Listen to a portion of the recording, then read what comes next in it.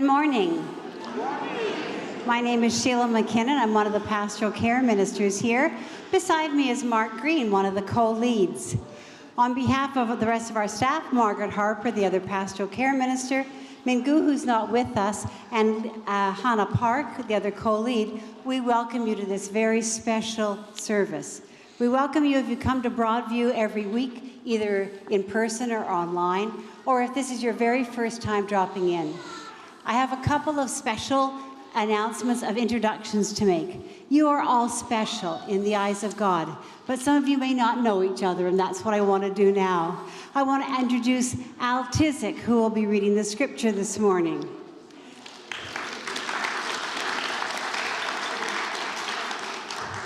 Behind him, a couple of rows, is Pierre Ann Moon, Reverend Norns and Evelyn's daughter, who's with us. If you knew Lawrence when he was here in the presbytery, do make sure you pick up this beautiful memory that your sister Christine, I think, and Pierre Ann wrote together for us to have this morning. We also have a couple of people to introduce at the very back. We have Megan and Alan Saunders, as you already know, and between them is Lee Sundquist, who is our speaker this morning, and just sneaking in beside her is Julian Daly, the CEO of Our Place. You see Dawn? Oh, I didn't think that Dawn would be still with us, but Don Evans, already known and beloved by this congregation, is there with his mom and dad and others. No, friends. So welcome to everyone.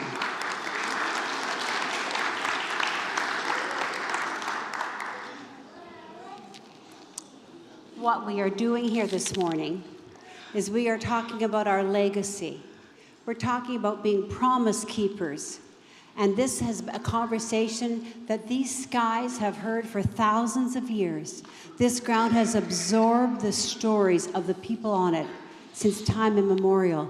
But we are the newcomers, the original stories, the powerful stories that we are committed to learn and respect and reconcile with are the stories of the First Nations who were here. Their descendants, speaking the Lekwungen and Wasanic languages, are now telling us ways that we can walk together a beautiful path of reconciliation. We are the newcomers here. With respect and with humility, we give thanks. There's lots, of course, happening today and throughout the week. Following the service today, there will be a cake and reception in the Commons, and we want to invite you all to join in on that celebration. And if you're a young adult who's with us, it's also our lunch day. So we're going to reverse it. We're going to start with cake. We'll do our dessert first, and then we'll have and join together in our regular room, and we'll have our lunch following that. So we invite you to be a part of that. But if the cake isn't enough for your sweet tooth this week, this is the beginning of Lent. And so we want to invite you to our Shrove Tuesday, Ash Wednesday experience of having pancakes and moving then right to the service. One of the things we've learned about you at Broadview is if we feed you, you'll stay for other things. So we've put Ash Wednesday and Shrove Tuesday together on the Wednesday. We'll have a pancake supper that starts at 5:30, and we'll then move into the Ash Wednesday service at 7. You can come to either or both of those things, your choice. Tickets are available online or through the office. We always have a couple of last-minute tickets available as well, but we want to make sure that we've got a rough sense of what we're looking at for who we're feeding. Our original plan, in terms of the organization that was going to do the pancake supper for us, has fallen through. And so we're in the middle of putting a team together. And I've got a good team of about 12 at this point. But if I had a few others willing to help out in that, then that would be awesome. You can talk to me or Sheila following the service. That would be a team of pancake flappers, wouldn't it? And fruit cutters and people who are going to do some dishes. Dishes. That's right. I wasn't just sure, lest you thought you would be preaching at the service. As well, another food opportunity for you. How many of you are familiar with what an iftar is? Some of you are awesome. All right, so iftar is the fast-breaking meal during Ramadan. And Ramadan began yesterday and goes through this whole month. And so our brothers and sisters who are followers of the Islam faith, as part of their mandate, is to host some dinners through the month. And they have asked if we might partner with them, that we might be part of an iftar, a fast-breaking meal. They're going to provide the meal, and we're going to gather together with them, about 20 people from their community and 20 from ours. If you all showed up, we'd be in trouble. However, we want to provide as much of an opportunity for the diverse community as we can. And so there's a form online. If you're interested in becoming a part of that iftar, and the date is there in the bulletin, we ask you to register for that. And then we'll take a look at the 50 or so of you who've applied, and we'll sift it out to have a nice round opportunity for folks as that part of that. Coming up, the UCW is having the World Day of Prayer. The UCW is United Church Women, but this is not a service for or specifically designed for women. Everybody is invited to the World Day of Prayer, and that's on the 4th of March at 11 o'clock here in the sanctuary. And it's a global phenomenon, and we just need to be praying together. And that's at 11 on the 4th. And as we know, there is much need for prayer of the state of our world. So we hope that you'll join us for that.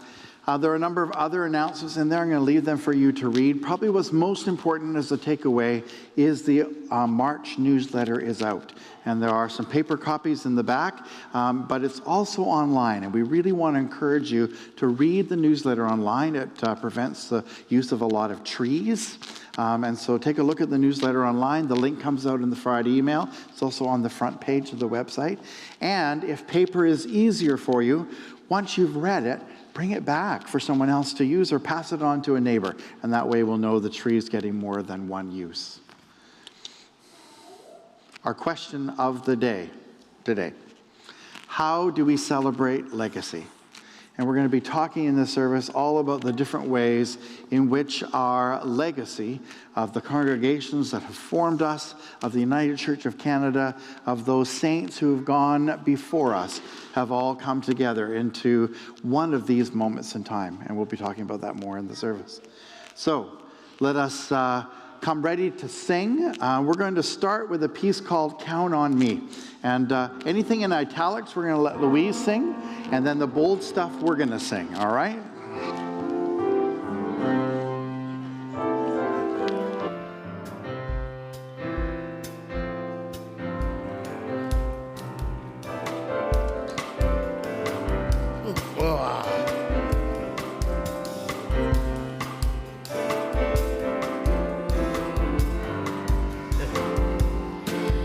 If you ever find yourself stuck in the middle of the sea,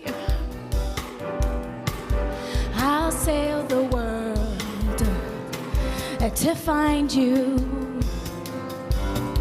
If you ever find yourself lost in the dark and you can't see, I'll be the light to guide you.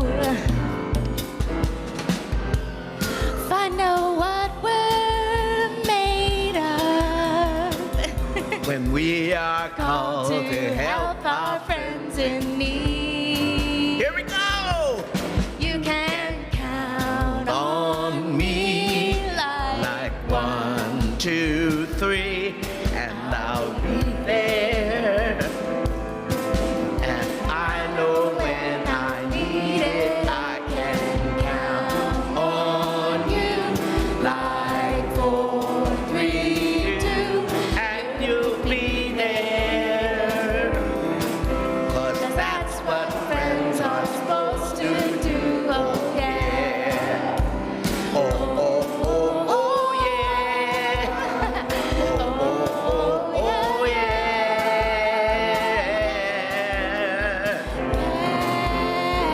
Cheryl! If you're tossing and you're turning and you just can't fall asleep, Yeah. I'll sing a song beside you. And if you ever forget how much you really mean to me,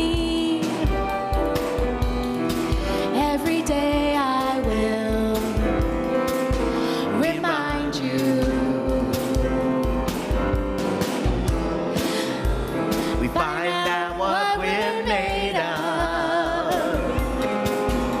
When we are called to help our friends in need. Come on, you can count on me like 1, 2, 3, And I'll be there. and I know when I need it, I can count on you like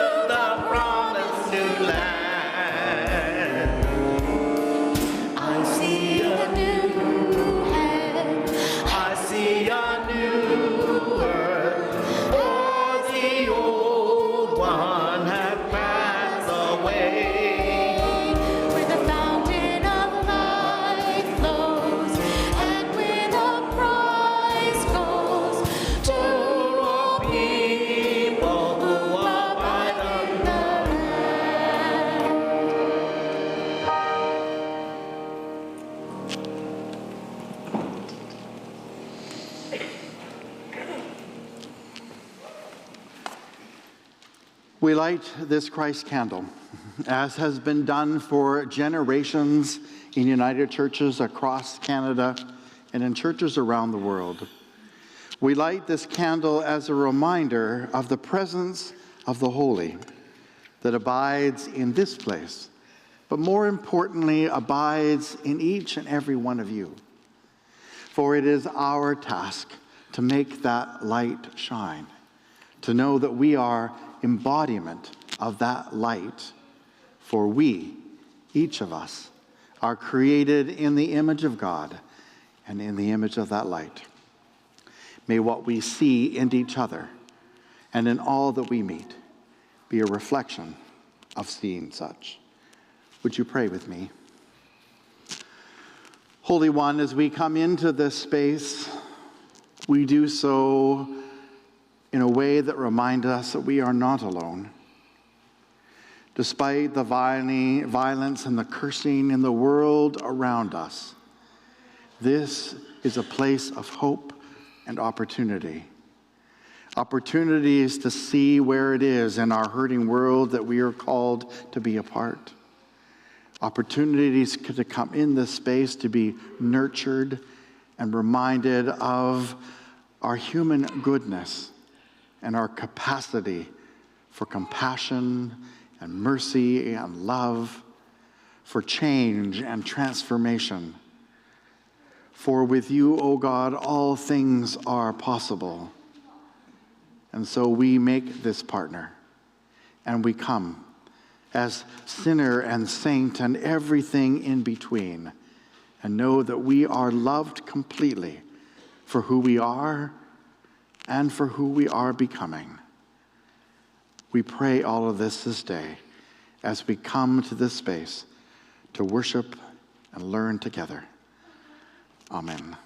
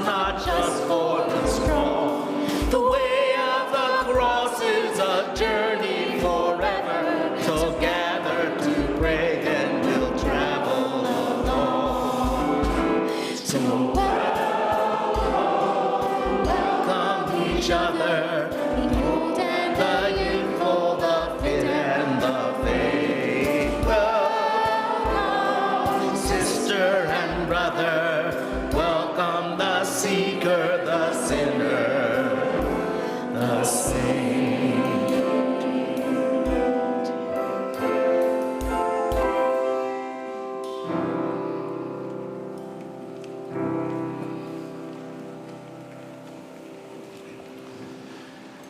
I'd like to invite the children to come join me up at the front if they would, please.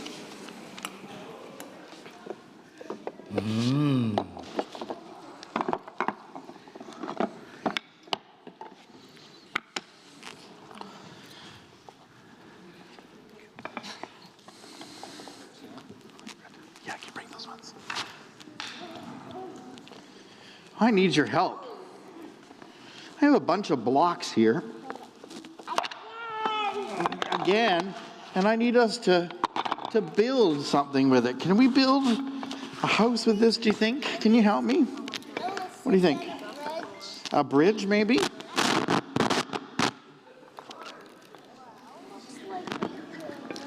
What do you think? Oh, there's a good possibility. Maybe. All right. And that one goes there. Goes there. Together. We just need another piece. We need another piece. All right. What have we got? That's a Oh, bridge. there we go. That's a bridge.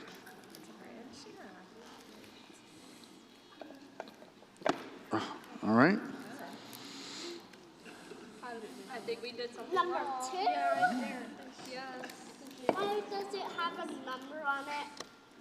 It's so heavy. I want block 2. You want a block too? Where would you like to put it? You know, there are a lot of different ways. I know. I have no idea.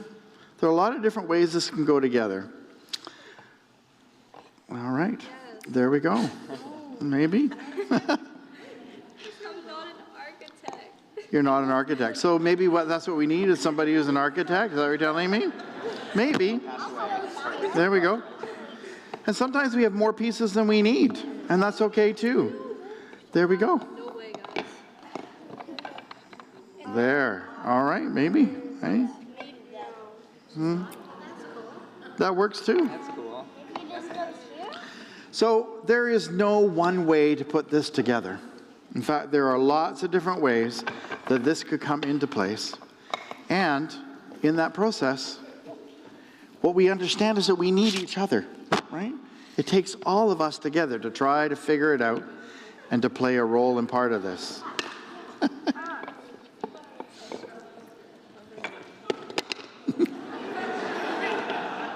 maybe that one.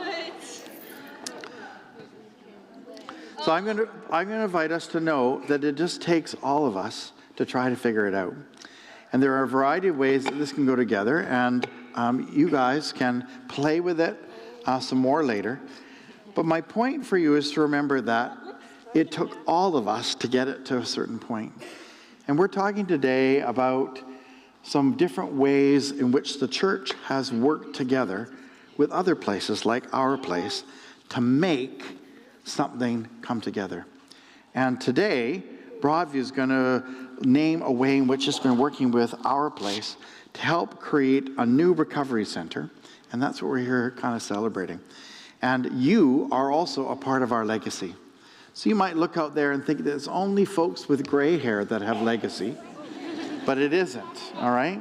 That no matter what color our hair is, no matter how tall or short or what we're about, we are part of legacy.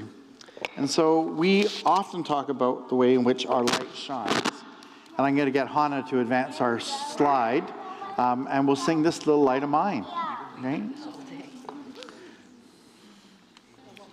And we'll sing This Little Light of Mine.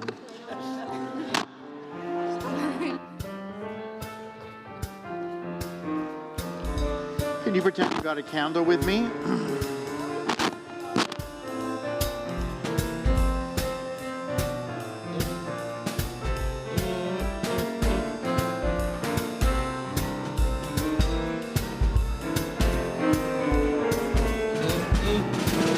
Little light of mine, I'm gonna let it shine.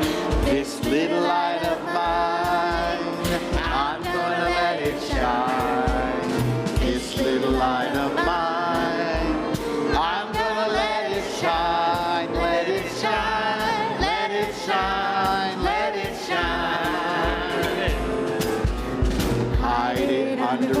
bushel. No, I'm gonna let it shine. Hide it under a bushel. No, I'm gonna let it shine. Hide it under a bushel. No, I'm gonna let it shine. Let it shine. Let it shine. Let it shine. Here we go. Ready? Don't let anyone it out. I'm gonna let it shine. Won't let anyone it out. I'm gonna let it shine. Don't let anyone It out. I'm gonna let it shine. Let it shine. Let it shine. Let it shine. Shine all over Victoria. I'm gonna let it shine. Shine all over Victoria. I'm gonna let it shine. shine all over Victoria. I'm gonna let it shine. Let it shine. Let it shine. Let it shine. This little light of mine, I'm gonna let it shine. This little light of mine, I'm gonna let it shine. This little light of mine, I'm gonna let it shine. Let it shine. Let it shine. Let it shine. Let it shine. Let it shine. Let it shine. Let it shine. Let it shine. Let it shine. Yeah.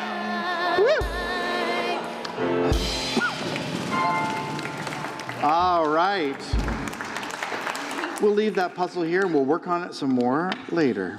And off you go to your classes with Jake and Misha and Meadow, and we will see you all in a little while.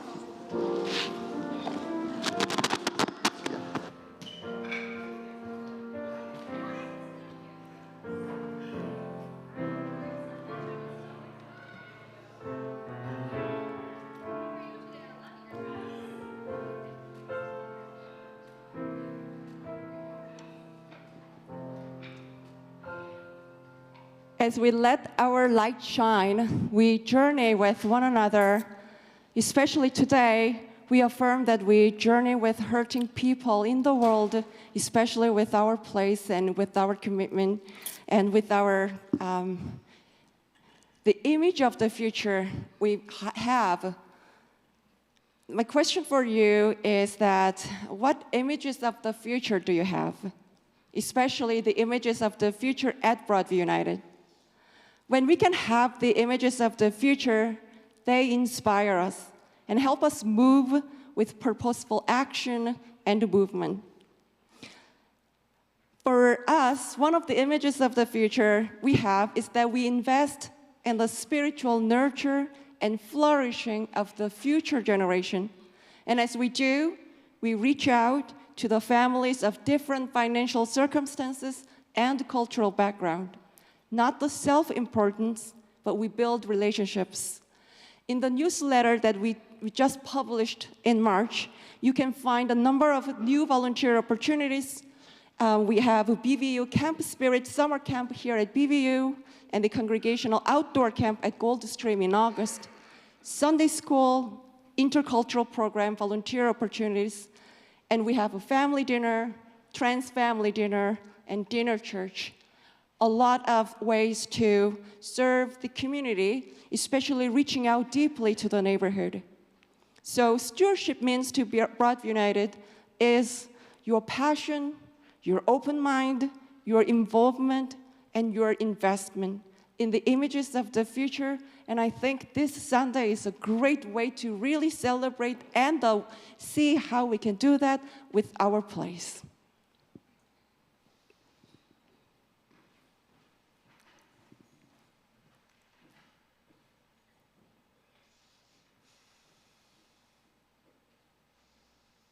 Friends, we received word this week of the death of Claire Walker, And we invite you to remember her family in your prayers this week, and also members of the UCW who knew her very well. A reminder that at two sides of our sanctuary, we have candles to light at any time during the service. And know that however you pray, all of that is accepted in God's circle of love and that place of knowing that our prayers really matter. Please pray with me.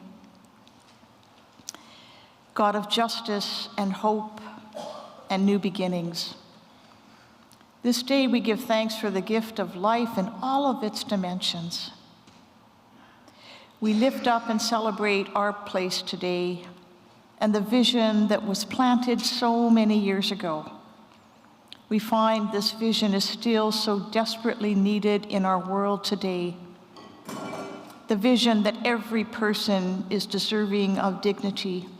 Every person is deserving of being seen and heard and loved and valued for who they are and who they are becoming. We celebrate that the definition of family is wide and deep and inclusive. We give thanks for Jesus and all the prophets before and after who have made it their life's ministry to always welcome people in. We know, O God, that we are stronger as a society and community when walls come down and tables become true places of hospitality and love. We give thanks for the legacy gift from First Metropolitan that will enable new beginnings for women in need.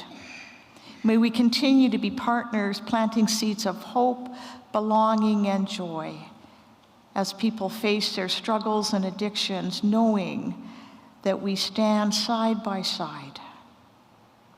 Generous one, there is so much in our world that pains us to the core. Greed and bullying and hatred and racism are at play at every level of the world stage. The call of Christ has never been more clarion or clear. Stand with the oppressed, work for justice, and never look down on the struggles of others. Today, we make room in our hearts and stand especially with President Zelensky and the people of Ukraine.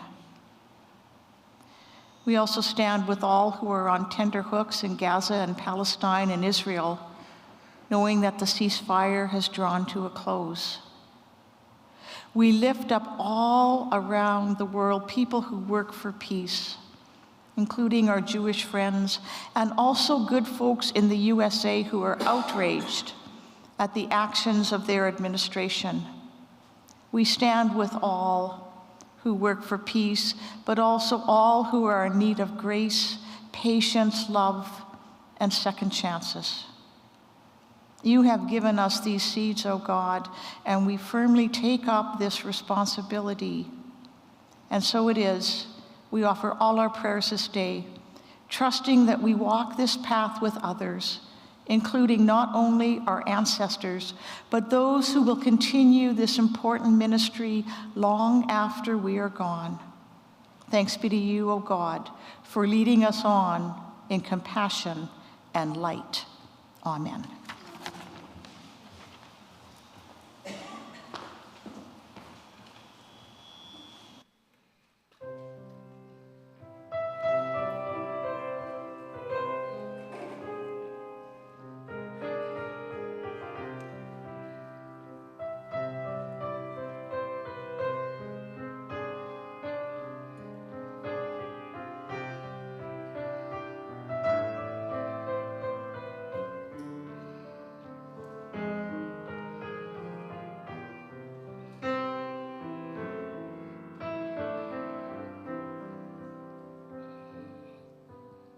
If I can help somebody as I pass along,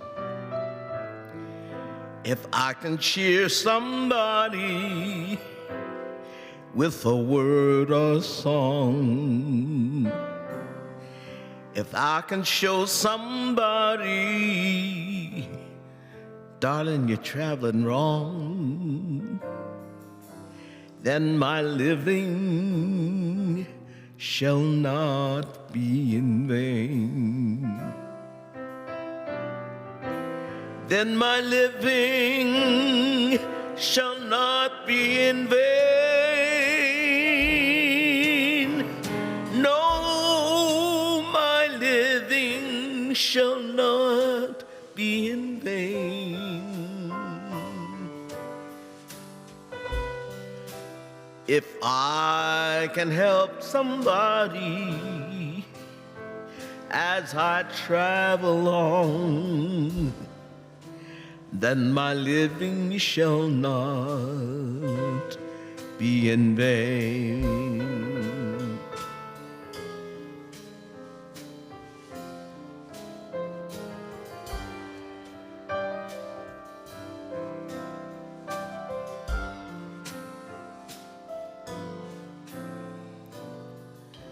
If I can do my duty as I know I ought, if I can bring back beauty in a world uproar, if I can spread the message that I've been taught, then my living shall not be in vain. Then my living shall not be in vain. No, my living shall not be in vain. If I can help somebody as I pass along, then my living shall not be in vain. Then my living shall not be in vain.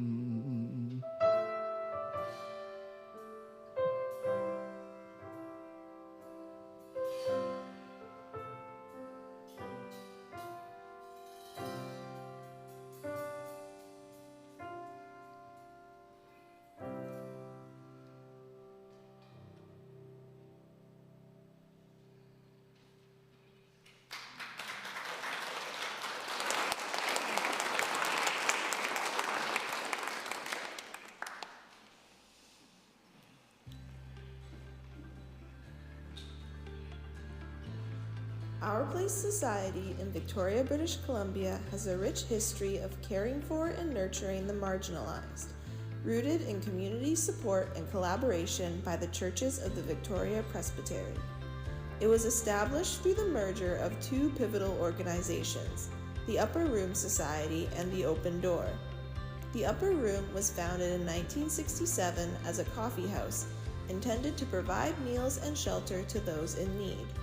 In the mid-80s, they expanded to the building at 919 Pandora Avenue and began offering enhanced food services and transitional housing for men. The Open Door was founded in 1986 as a result of research on the needs of the city core done by the Inner City Church Council, consisting of representatives of Metropolitan, First, and Centennial United. Chaired by Reverend Phil Ross of the Victoria Presbytery, the committee included ministers Laura Butler, Lawrence Fetter, Hugh Hunter, and Lawrence Moon.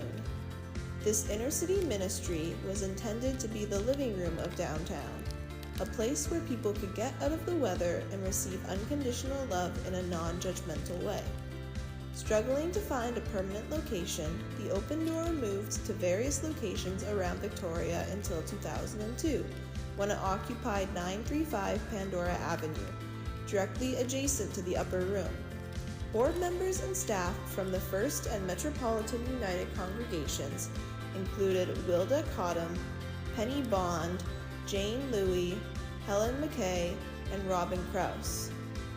These two organizations merged in 2005 to create what we now know as Our Place, and completed construction of a new building at 919 Pandora in 2007. My goodness. Reverend Lawrence Moon was a beloved founding member of the Open Door and served as the only full-time staff member from 1986 to 1992. He was assisted by a team of part-time staff, practicum students, and volunteers. His vision was to offer unconditional, non-judgmental love to hurting people. "We're really family," Moon said, because 90% don't have any family. Along with others, he developed the Balmoral Housing Society, which built low-income housing in North Park on property belonging to First United Church. When Reverend Moon retired in 1992, Reverend Alan Al Tissick took on the role of director. He had been a cornerstone advocating for and supporting Victoria's homeless and marginalized communities for over 3 decades. After retiring from Our Place at 65, Reverend Al founded the Dandelion Society to reach those left behind. Known for his early morning rounds, he provided coffee, muffins, and compassionate conversation to those living on the streets. In 2021, he retired from the Dandelion Society, handing the reins to his son Jordan, who already worked at Our Place and would go on to run the Dandelion Society from there.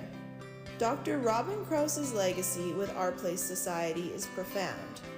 As the chair of the Open Door for a decade, he was instrumental in merging it with the Upper Room, leading to the creation of Our Place Society.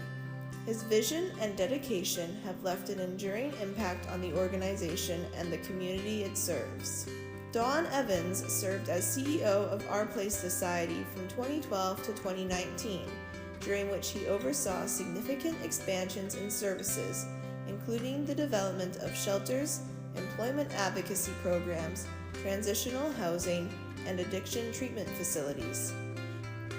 Succeeding Dawn Evans, the current CEO, Julian Daly, brought extensive experience from his previous role as Executive Director of Boyle Street Community Services in Edmonton. Under his leadership, Our Place Society has continued to enhance its programs and services, focusing on holistic support for those in need. One of those initiatives is the New Roads Recovery Center, an integrated residential addiction center that provides ongoing therapeutic and medical support, as well as employment, educational, work experience, and transitional support. Alan Saunders, former lead minister of First Metropolitan, serves as past chair of the board of directors at Our Place and was chair from 2021 to 2022.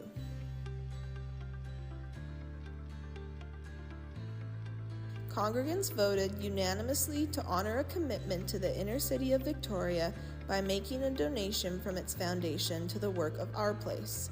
This donation of over $500,000 will go toward the Recovery Center for Women, which is admitting its first community member this month. This gift is accompanied today by the ongoing commitment of Broadview United Church to honor this legacy.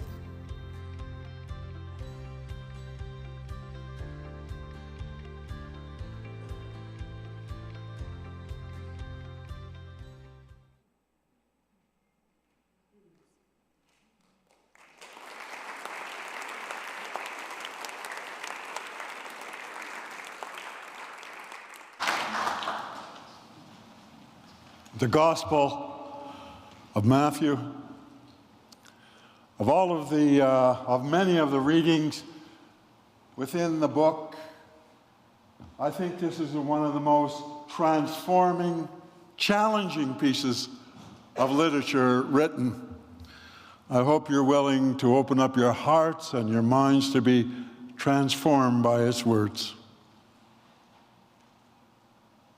At the appointed time, the promised one will come in glory, escorted by all of the angels of heaven, and will be seated in the right on the royal throne.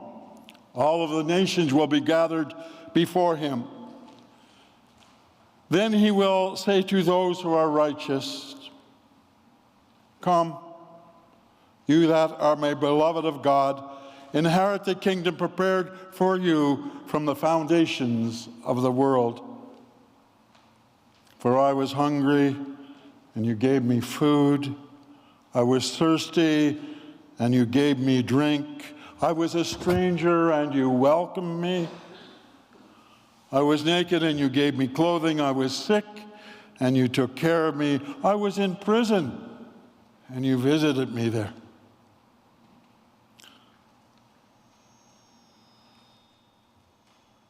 And the righteous will answer him, "Holy One, when was it that we saw you hungry and gave you food, thirsty and gave you something to drink? And when was it that we saw you a stranger and welcomed you, or naked and gave you clothing? And when was it that we saw you sick and in prison?" The answer will come.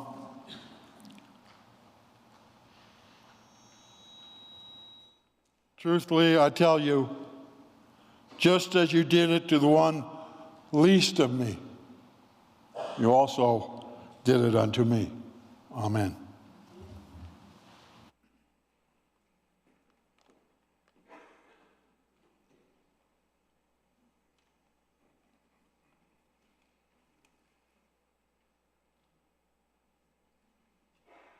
How good and fitting it is that at this service the scripture reading is by Reverend Al. Good that you're here. And just how fitting at our earlier service, Don Evans read the scripture for us. Good that you are here. And our thanks to Vanessa and to Joan and Sheila for what a marvelous video to share with us and celebrate both the legacy and the current activity in this worship and in the days to come. Friends, much of what we've been hearing in the world these days is bad news. Bad news. Anybody here longing for some good news? Yeah. Well, you're at the right place. You're going to hear some good news indeed. Our guest speaker today is Lee Sundquist, and Lee's good news comes through her own personal journey and also her professional experience in recovery work. As most of you know, New Roads has been established for a few years now, a men's therapeutic recovery community, and she has worked there as a manager for the past 3 years, a very effective manager. Some of the men were here to celebrate this service that began the day here. And now that a women's therapeutic recovery community is opening this week, who shall be the manager? Lee. And so, Lee, on behalf of the congregation, may you know that there's a warm welcome for you here. You're among friends. Even if you haven't met most of them, but I'm sure you're going to meet a number of them afterwards too, right? And we are looking forward very much to what you share with us this day. Thank you very much.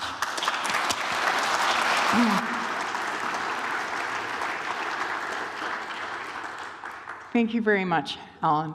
And thank you, everyone, for your warm welcome this morning.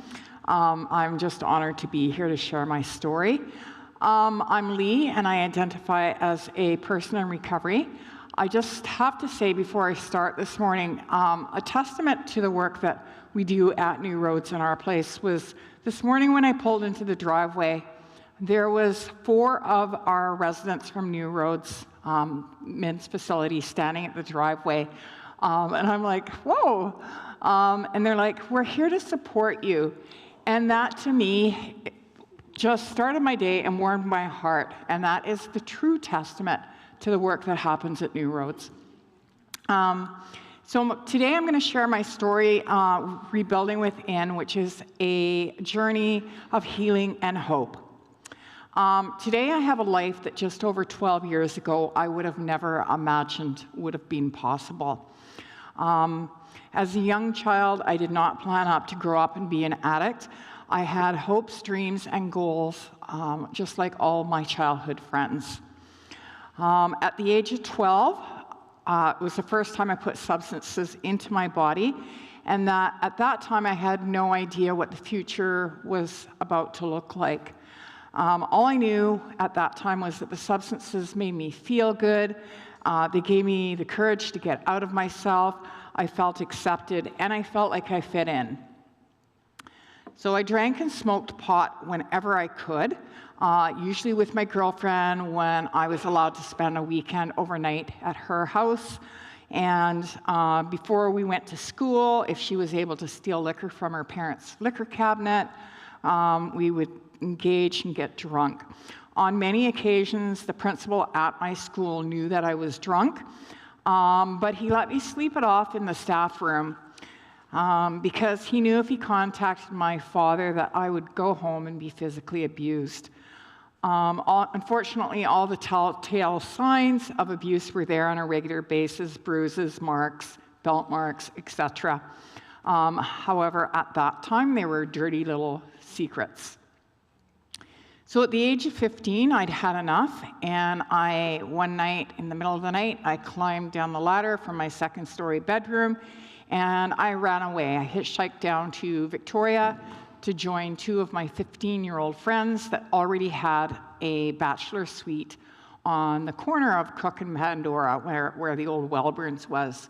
So there was 3 of us now living in a bachelor suite at the age of 15, starting our lives. Drunk and stoned every day, boys, cars, and parties. At the age of 16, I started injecting cocaine, heroin, and speed.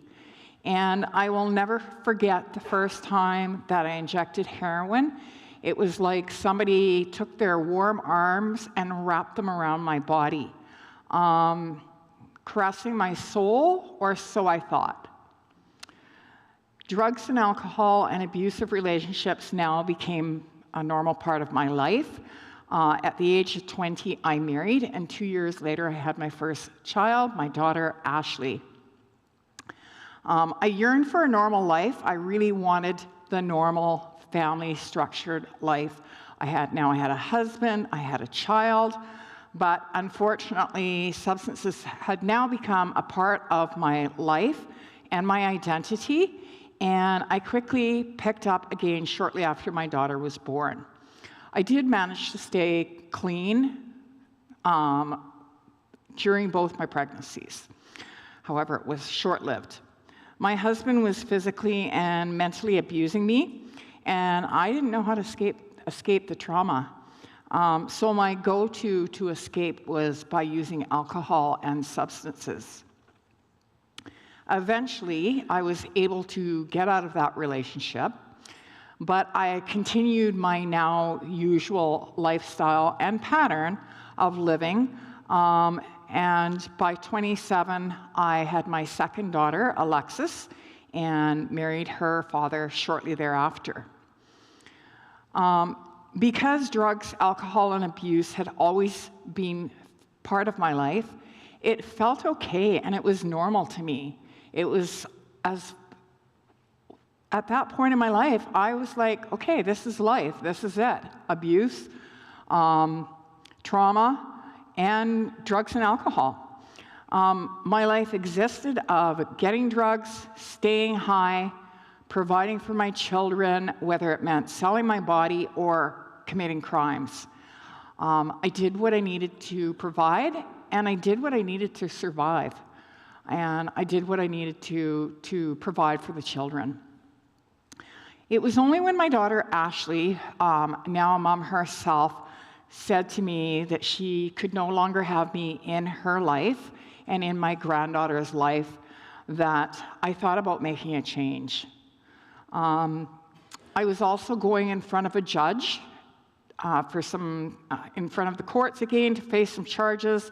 And I was just getting tired of being sick and tired I was getting tired of the rat race of a life, the chaos of a life that I was living.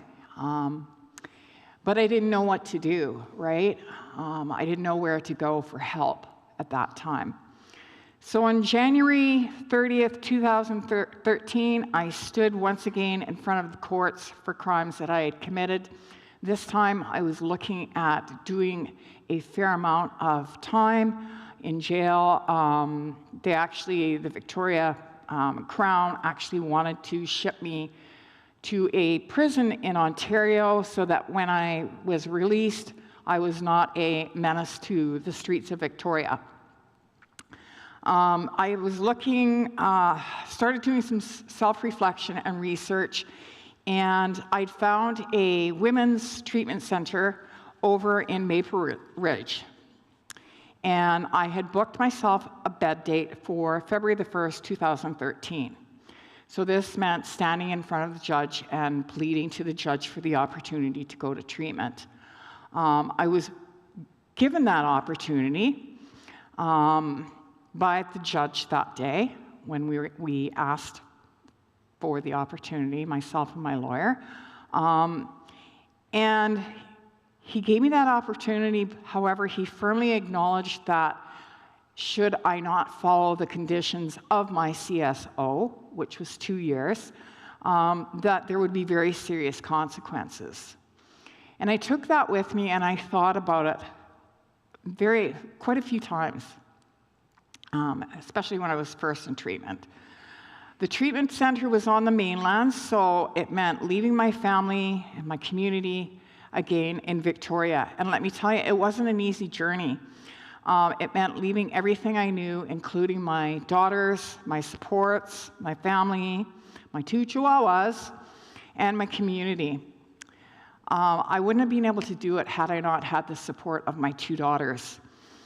I was heading into the unknown with a small glimmer of hope, and that I might be finally able to shed the grip that the addiction had on me. And addiction is a very selfish disease. And I thought I knew it all. I thought I knew more than the people at the treatment center. They often told me to take the cotton out of my ears and put it into my mouth. About 3 weeks in, I decided I'd had enough. I was recovered, and I decided to basically tell them where to go. And I walked out, and I phoned my daughter, and I said, "You can come pick me up now. I'm all better." And she's like, "Mom, what are you doing? I'm not picking you up." And I'm like, "Well, what do you mean you're not picking me up? You have my car, you have my keys, you have my vehicle, what money I had. I don't know anybody here in Maple Ridge. I need you to come get me." And she's like, "No, I'm not. I'll phone you right back." So she phoned the director of the treatment center and she said her name was Joanna, she said, "Joanna, I'm not coming to pick my mom up. You got to do something with her," right? So then my daughter calls me back and she says, "Mom, you can go back, but don't do that again." And I went back, but I had an epiphany at that time, standing out on the street.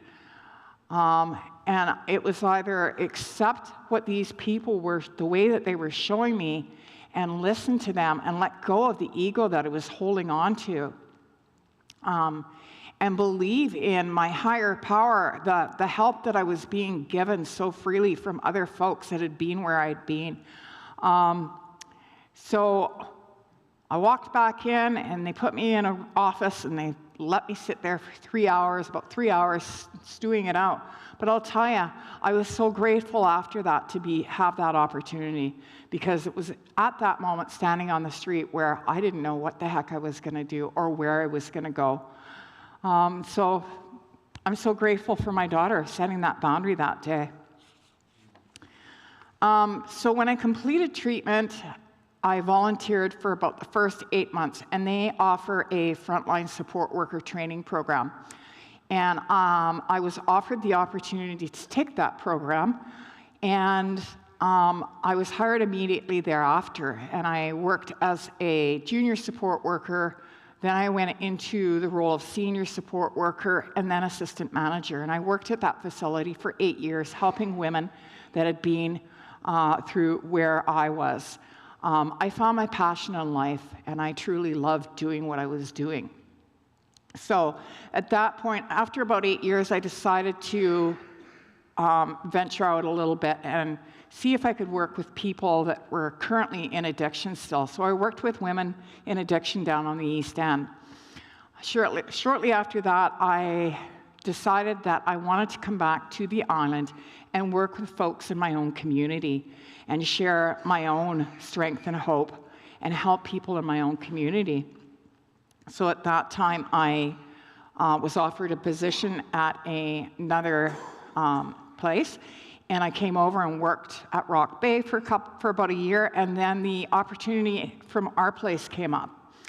And for the past 3 years, I've managed the New Roads Men's Facility of Our Place Society, and recently I've moved into the role of opening and managing the women's facility. So we will have 20 beds, and we're bringing our first woman in this week. Having this amazing opportunity for the women in our community is truly a game changer. It's going to save women's lives. And these women, by providing this safe space and support for our sisters, our mothers, our daughters, friends, and family members to recover, will not only empower these women, but will help them rebuild their lives and give them hope for a better future. And everybody deserves that opportunity. Everybody is worth it, and everybody is worthy of it. So being able to provide that until they can love themselves, we will love them and support them ourselves until they can love themselves again. Part of our vision is a focus on women's health and family reunification. And having this facility in our own community means that the women will not have to leave their families, they'll not have to uproot themselves, which was really, really hard to do.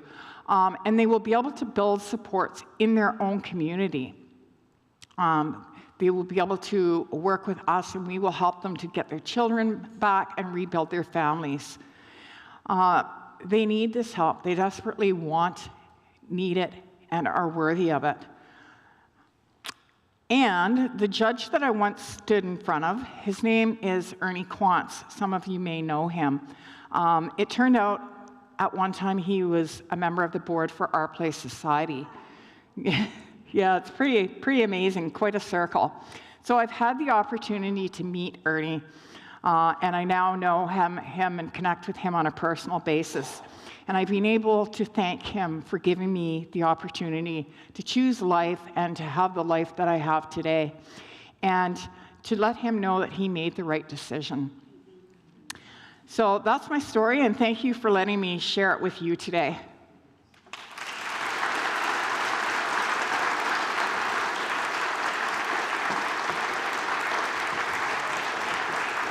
Thank you. Oh, okay. Sounds good.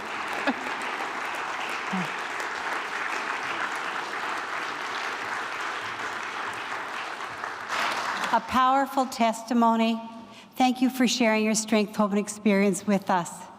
And I would now invite Jan Drent, the chairman of the foundation from First Met, and Alan and Jillian to come forth. We have a mock-up of our check. A real check this size wouldn't cash.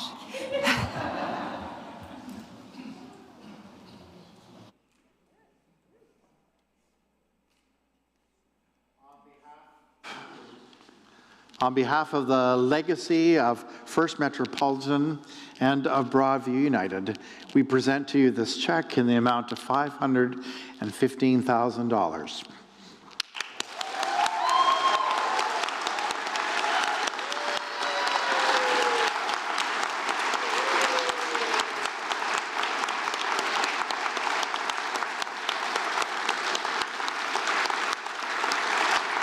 This is a legacy gift of generations past to ensure a legacy for generations future. May it indeed go not only with its monetary value, but with the many saints who have contributed and whose blessings go along with it. May it do many things in the years ahead.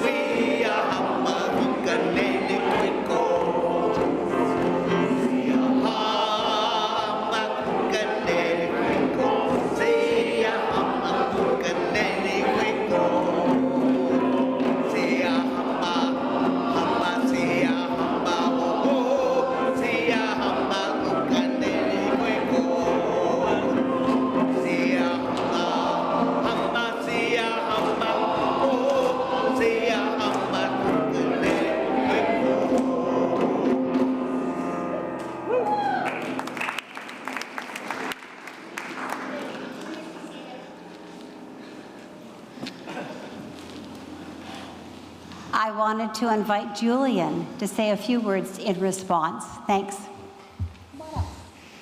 Share my mic. Thank you very much, Sheila. And I feel very overwhelmed today. You know, I learned a lot about our history today, our place, and I look and I see that Reverend Lawrence Moon started the work back in 1986. One person. And now in 2025, we have 300 people working at our place, which on one level is very sad and a testament to the terrible growth of need, of people in need. But it's also, I think, a testament to the vision and the dream that Reverend Moon had, and the belief that the Creator would help realize that dream. And you, as a congregation and as individuals, have been through all of this with us. I can't tell you how intimate that relationship is with you at our place. We literally would not exist without you and your predecessors. And we couldn't have grown without your support, which continues through the years. And it seems so fitting to me that your legacy exists in so many ways, but today there's a further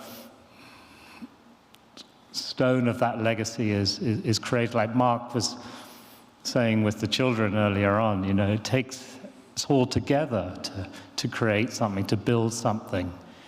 And what you've done today with extraordinary generosity is to help build a future for women like Lee, so they can make the journey that Lee made, and they will. And you're contributing to a few things. I just wanted to tell you what they are, because I'm not sure everyone knows what you're gifting to us. You're in part gifting a garden for the women, a healing garden at the therapeutic recovery community to aid those women who will come in their journey. Because in the early days of the program, the women don't leave the center. And that's purely voluntary. I mean, they can leave anytime they want, but they choose not to. So having a beautiful space to help them in that journey is really important, and that garden will do that. And you're gifting that to them.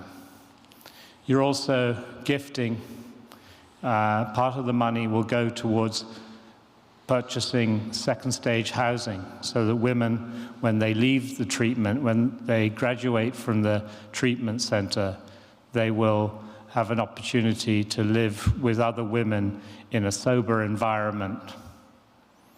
And we know from the data that we have from the men that people are nearly twice as likely to maintain their sobriety and continue their recovery journey if they're living in a sober environment with other people who are on that journey.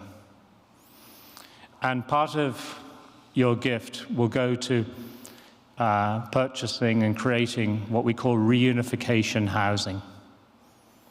Many of the women who will come to us will have lost their kids to the child welfare system because of their addictions. And child welfare will only allow them to have their children back, one, when they're sober, and secondly, when they have somewhere they can live with their children. And our treatment facility can obviously help with the sobriety part. But if women leave and there's nowhere where they can have their kids with them when they leave, they can't get their children back. So we are looking to create some reunification housing a place where women can live with their children and have their children back and recreate their family. And those are the things that you're giving us. Those are the things you're giving those women in perpetuity. That is the gift that we'll keep on giving long after many of us in the room may not even be here, but it will continue. So I just wanted you to know that. And, you know, in the earlier service, we acknowledged the abundance, the Creator that God brings to us all. And none of us could do anything without that. But we also couldn't do what we have done at our place and what we will do in our place without you journeying with us and without your extraordinary generosity. I just wanted to acknowledge that today and thank you. And may God bless every single person in this room. God bless you.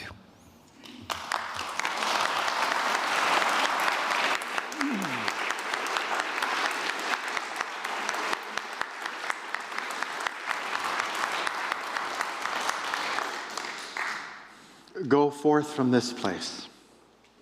Count your blessings. Practice your faith. And never look down on the struggle for life. And may everyone you meet, may you see the face of Christ in them. And may they see the face of Christ in you. For our benediction, I wanted to do something that I'm sure you'll pick up your part really quite quickly. It's a Celtic tradition, recognizing and acknowledging the support that surrounds us. So if I said, Bill and Lois W. and Dr. Bob, stand by us now. If I said, Spirit of Lawrence and Evelyn Moon, you would say, stand by us now. The gifts of Dr. Krause and his ability to vision a new way forward. Stand by us now. Laura B., Miss B., held in love generations after her passing. Stand by us now. All those generations that made it possible for us to dream of a new beginning. Stand by us now. And may the Sacred Spirit who calls us all, the Christ who companions us, and the good God who creates us and recreates us. Stand by us now. Amen. Amen.